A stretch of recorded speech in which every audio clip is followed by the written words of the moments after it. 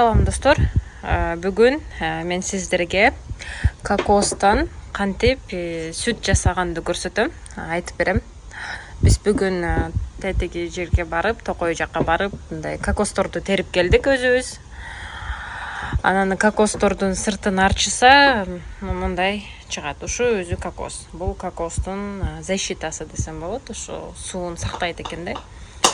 Анан кокосту мынтип тазалап, ичиндеги суун алып, ичип, калганын аппак эмеси калат, начинкасы. Ошо актан биз кокосовый стружка менен кокосовый сүт жасайбыз.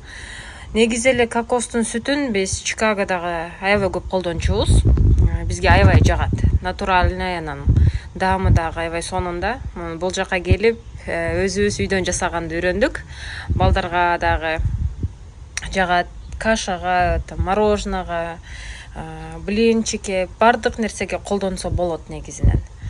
Анан еще натуральный да, аябай. Үйдө өзүбүз жасаган үчүн. Ошого азыр мен көрсөтөм, кантип жасайм.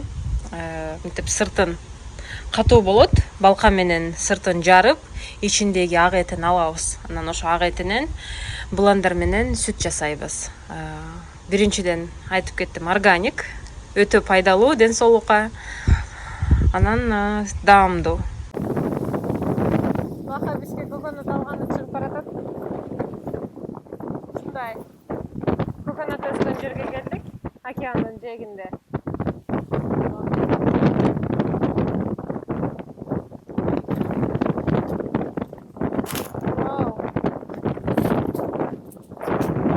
Слабый экен, алайла.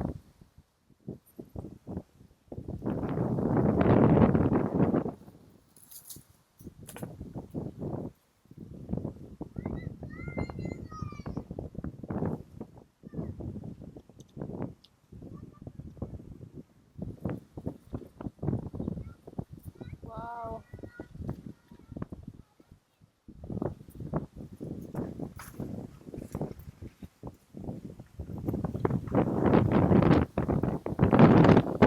Какой сильный ветер сегодня.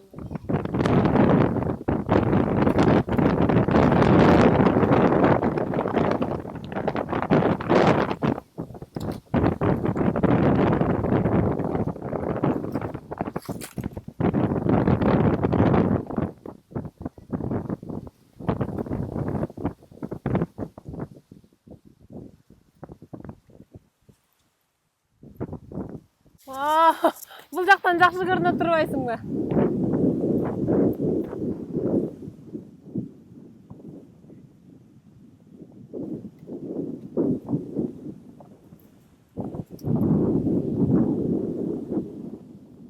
Билбейм кантип чыгат. Өтө коркунучтуу. Бакытты даже местный гавайецтер көргөндө таң калат. Местныйлардан чыга албайт да. Тем более бакыт страховкасы жок эле чыгат. Кокосту ошентип кесет. Аябай бышык болот, ошончо салмакты көтөрүп турган экен мына. Түшөт жерге.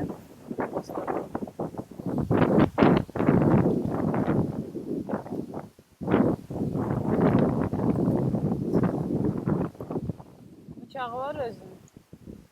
Ошо бычак менен кесип, түйүнөн сабынан эле кесип коет.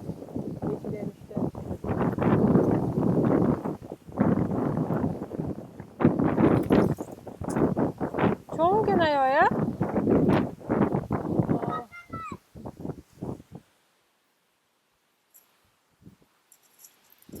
Балдар болсо ойноп атат.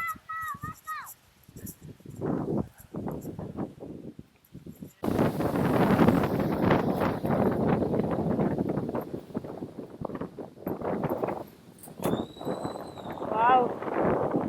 Огромный прям.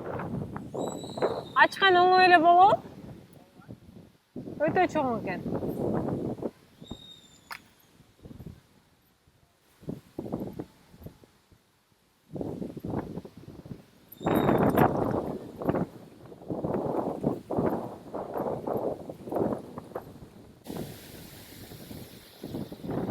Ошентип кокосту кесип түшүрөт, а бул жагы осундай көрүнүш. Океандын жээги.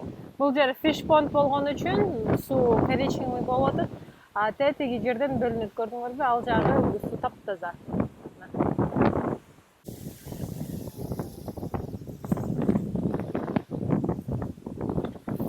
Вау! Аябай чоң экен бака.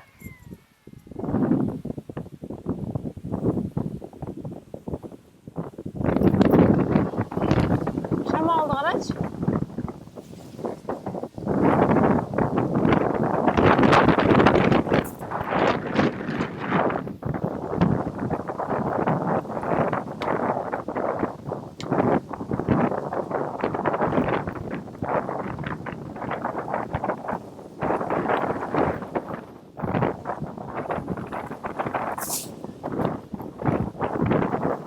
Мне кажется, все.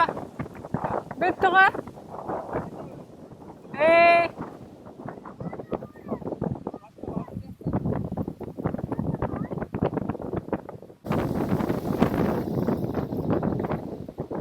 Бака.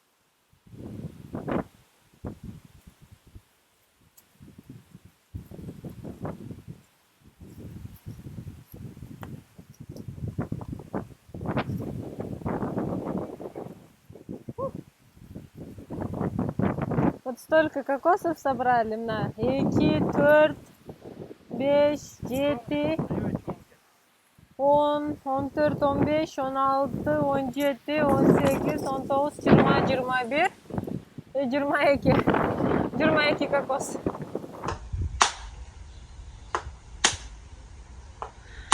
Чоң жаңакты жаргандай эле да. Мына бананды өзүбүз терип келебиз. Анан биз бир аз жашылыраагын алабыз. Сары болуп баштаганда чымчыктар жеп баштайт экен да. Анан үйгө алып келип, пакетке салып, күнгө коюп койсок дымдап, ошентип саргайып баштайт, карагыла. Аябай сонун. Даамы шаарда, Бишкекте же болбосо Чикагода дейин, Чикагода сатылган банандардан башкачараак экен. Даамдуураак, таттуураак экен. Кичинекей ушундай сорту экен. А бул болсо папайя. Кыргызчасы кандай экенин билбеймин. Бул коонго окшогон фрукт. Ичинде данеги бар, даамы дагы бир кандай десем, коон сыяктуу да, таттуу, ошол эле убакта бир кислый вкус бар. Бул ушу экөөнү кошуп, балдарга мен көбүнчө үйдөн балмуздак жасап берем, айскрим. Анан монтип бышып кеткенде буларды кубик кылып кесип туруп морозилкага салып коем. Милкшейк, там дагы бир нерселерди жасаганда аябай ыңгайлуу колдонгонго. Мына түйүндөгү банандар уже бышып кетти да. Буларды ысырап кылбастан майда бөлүп туруп эле ошо тоңдуруп койсок, өзүбүз каалаган учурда колдоно берсек болот. Ошо азыр кокос, банан, папаяны биз өзүбүз терип жеп атабыз. Калган фруктыларды жүзүм, алма, апельсин, ошол сыяктуу клубникаларды магазинден эле алып жесек болот. Мына ичи мындай болот, карагыла. Сонун да, аппак эти ушундай калың болот. Ушунун баарын чыгарып, мындай болот. Кааласа бул жерин алып салса болот, аппак сүт жасайм десе. Же болбосо бул жагы дагы жегенге болот, съедобный, мындай айтканда. Даамы жаңак окшогон. Даамы жаңак окшогон, майлуу болот. Майда чайнап жесе прям майы чыгат да, аябай даамдуу болот өзүн жеген дагы. Ошого бүгүн биз 6 сүт жасайм, 2 чипсы жасап көрөбүз. Өткөндө кокосовый стружка жасаганбыз.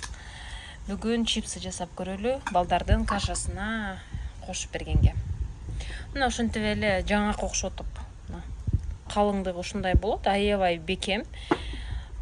Сындырып алып эле мынтип жасап, анан бир сыйра жууп салсак болот. Мен жууп салам. Суу менен аралаштырып, блендерден өткөрөбүз бир аздан кийин. Жаңак сыяктуу да.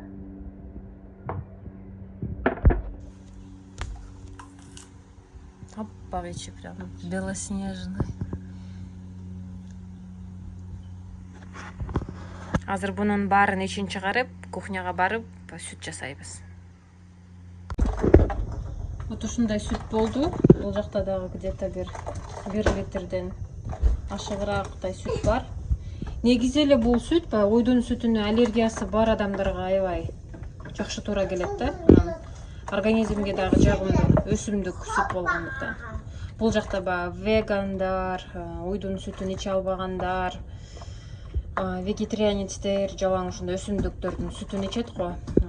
Сой милк бар, алмонд милк, бадамдын сүтү, же болбосо ушундай коконаттын, кокостун сүтүн ичет. Бул витаминдүү аябай.